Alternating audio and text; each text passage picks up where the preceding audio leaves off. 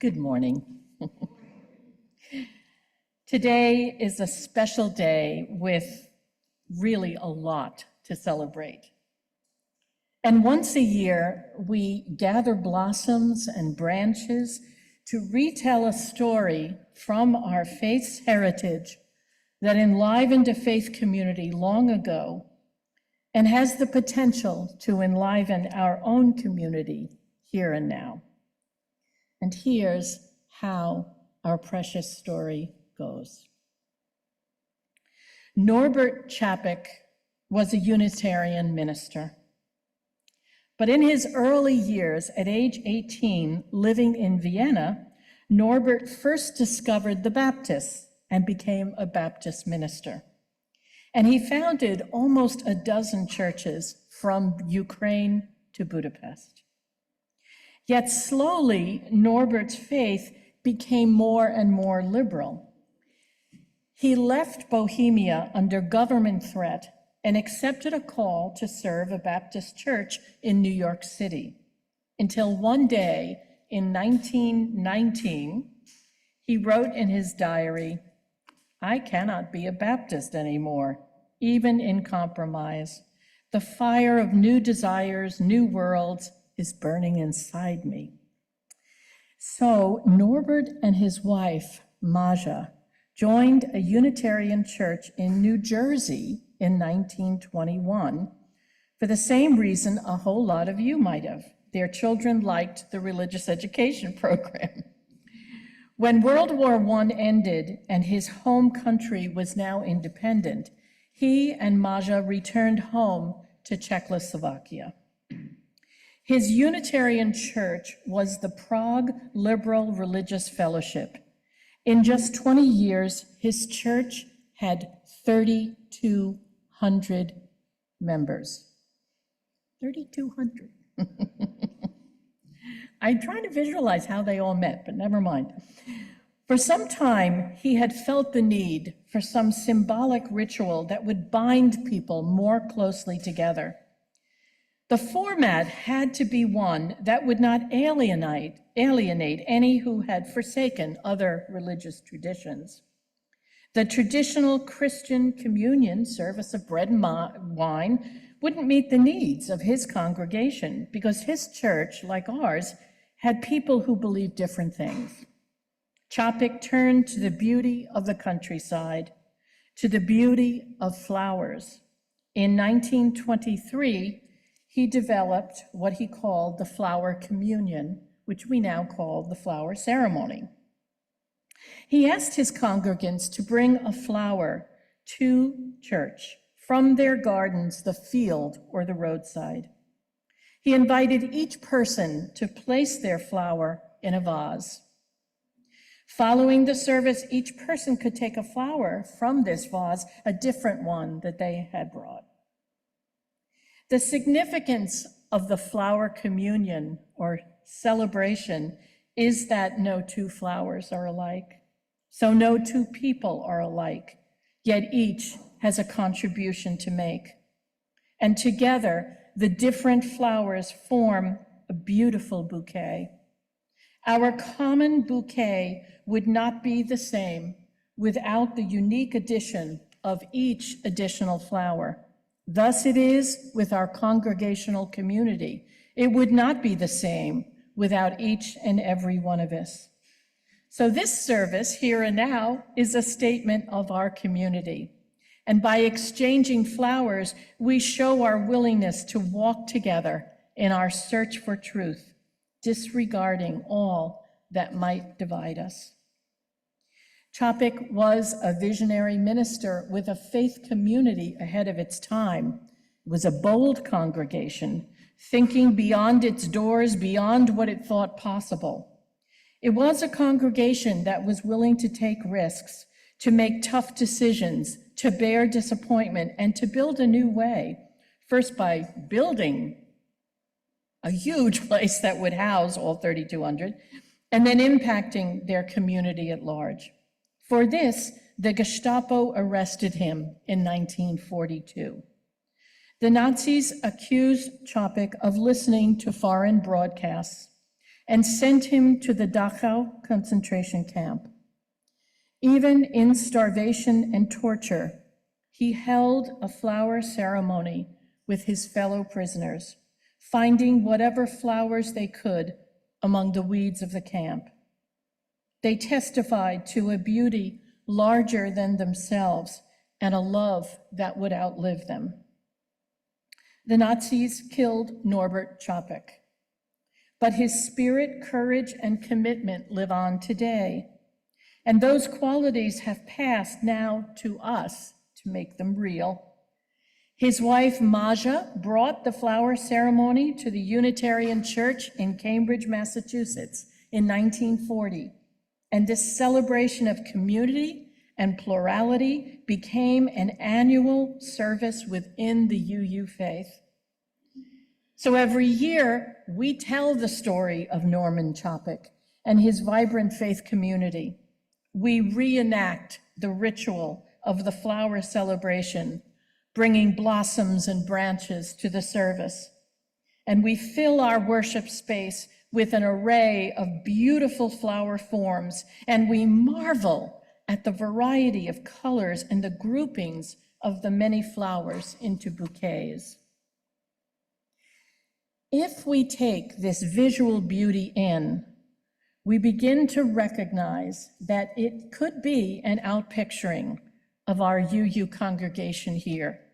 The varied beliefs, the different ages, the many backgrounds, bound by the unifying understanding of community that supports the growth of each person's spiritual path and seeks to alleviate suffering in the world. Indeed, USR's mission points the way. Growing in mind and spirit, we act together as a beacon for justice and love, transforming self and world. It's powerful.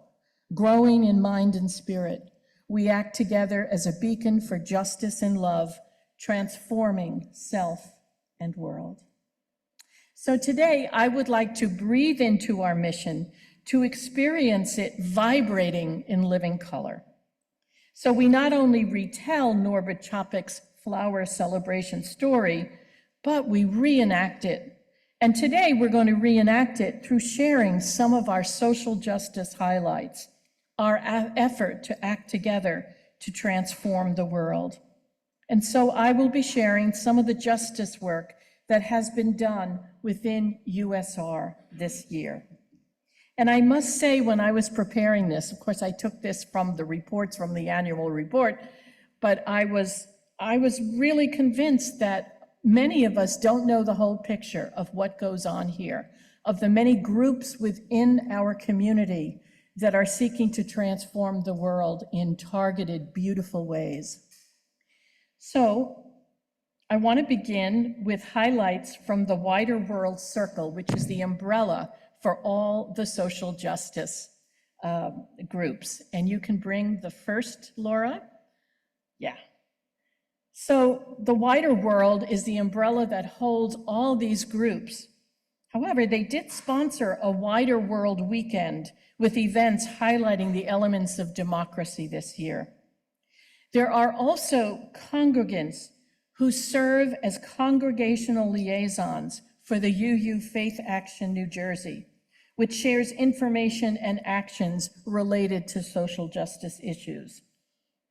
And also, congregants from the Wider World Circle participate in the Ethical Cultural Society of Bergen County's grant writing pool to learn about how we might using grants to fund social justice projects here at USR. Here is another group of highlights from the Racial Justice team. There is an organization called Reclaim Our Vote, and we have done 3 campaigns to date, writing postcards, and the organization has postcard writing, texts, making phone calls to people to remind them to check their voter registrations in states in the South and to vote as elections near. We've had 3 campaigns of postcard writing. Approximately 600 postcards were sent every campaign, and we will need your help in the next campaign coming up with the presidential election. The Racial Justice Team has representatives to the MLK Celebration Committee of Ridgewood, Glen Rock. It also is currently sponsoring bundles of books for Camp YDP, which is committed to the donation of books for reading exclusively for the camp children. And I believe in Realm and in the announcements, you can see a link that you can tap on to purchase a bundle to donate. And in addition to the Racial Justice Committee Juneteenth, they will be coordinating programming with the MLK Committee in the Village of Ridgewood. Our next highlight is from the Reproductive Justice Team. In April, the team initiated an event for packing post-abortion care kits. They packed 50 kits with the help of 19 people. Have you noticed that there are now dispensers with menstrual products installed in USR's bathrooms here and over in Reeb? And this supports and illuminates menstrual equity. And they have an ear to the ground and become an influencer here in the congregation about sharing and monitoring legislative acts. The Reproductive Equity Act, which strengthens access to reproductive health care. The anti-abortion clinic legislation, which looks at consumer fraud and identifies fake clinics. And finally, the Freedom to Read bill. This bill is to protect school librarians from abuse amid the book ban crisis in New Jersey and the country. Yet another highlight comes from Immigration Justice Committee. The Immigration Justice Committee sponsored one of the USR porch collections of winter clothing for the Church World Service refugee store in Jersey City in October. Huge amounts of coats, sweaters, scarves, mittens, and hats were jammed into Betsy's large van, and I am told that even the passenger seat was packed up to the ceiling, and that when she arrived in Jersey City, volunteers and staff gasped at the amount of warm clothing that came out of that van. The committee has also offered letters after service to be signed asking our House of Representatives to support an Asylum Seeker Work Authorization Act, which would reduce asylum seekers' time waiting for work authorization from roughly 6 months to 1 month. And Deb Goodell's Brookside Trio gave an at-home benefit performance in February that raised $700 for First Friends to support their work with asylum seekers, both in detention and just released. So we're ready for another highlight. This is environmental justice.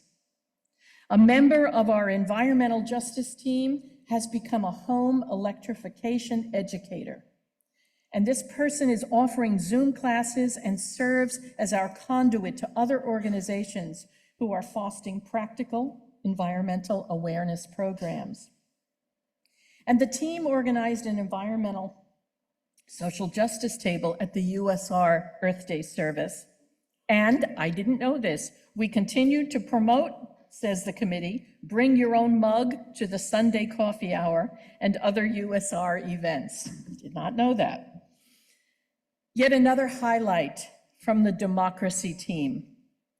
USR joined the UUA's UU the Vote initiative and became what is called a Good Trouble congregation. I love it already.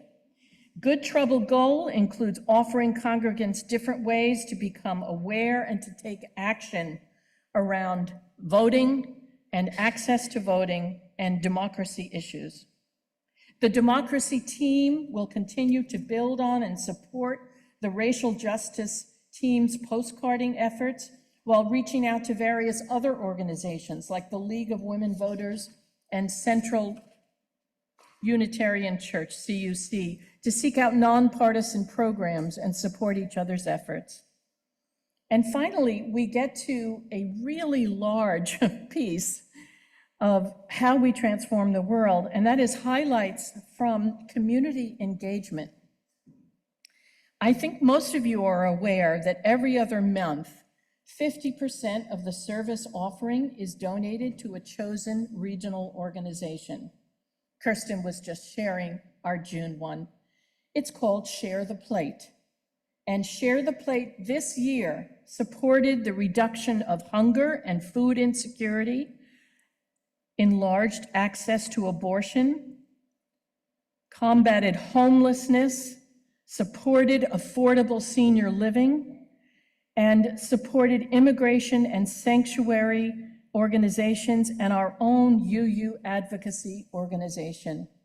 So thanks to your generosity, we raised nearly $800 for the Center for Food Action, over $1,000 for the New Jersey Abortion Access Fund, $200 for the UU Social Justice Organization, over $2,000 for Family Promise, nearly $900 for Share, over $600 for Citizens for Swimming, although Jeanne tells us many checks were made out directly to Citizens for Swimming, so it's actually much larger. Another form of community engagement, as you know well, is through our Share the Porch initiative. And every other month, when Share the Plate is taking a vacation, we identify different organizations to collect goods for. And so in September, we had a Camp Snowflake, art supplies and snacks collected, half a carload, for this program of special needs after school program that is so vital. In November, we already mentioned the fully loaded SUV filled with warm clothing to Church World Services. In March, we did our third annual Souls for Souls initiative, and you brought in 1,561 pairs and 23 single shoes that will go to third world entrepreneurs and keep all these shoes out of landfills.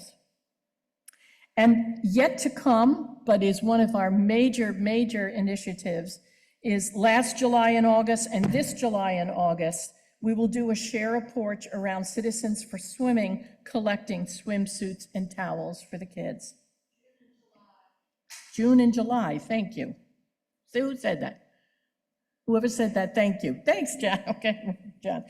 Citizens for Swimming brings children from our neighboring town of Patterson to Ridgewood's Graydon Pool for 9 days of swimming lessons and fun at the beach in August. USR is a huge supporter of the program. In 2023, we provided 40% of the total funding through an endowment fund grant. Where am I? I don't know, that dropped out. Okay, and $1,800 besides the Share the Plate and Share the Porch initiative. The Planning Giving Committee awarded a grant of $2,000, and we continue to receive individual contributions from USR members. And finally, every year we do a Children's Aid and Family Services holiday gift drive, and this year we provided gifts for 25 children through Children's Aid and Family Services. So I want you to imagine each action of financial and goods donated as a blossom in one of these vases, and take in the beautiful array of bountiful giving as we lean into our mission and remember the vision of Norbert Čapek. We are here not to recall something that happened, but to remember something that is happening. Re-member, reconfigure, to pull it back together again and again. And in that remembering, may we put ourselves back together again, each as a part of the body of this community. Out of many, may there be one. Thank you.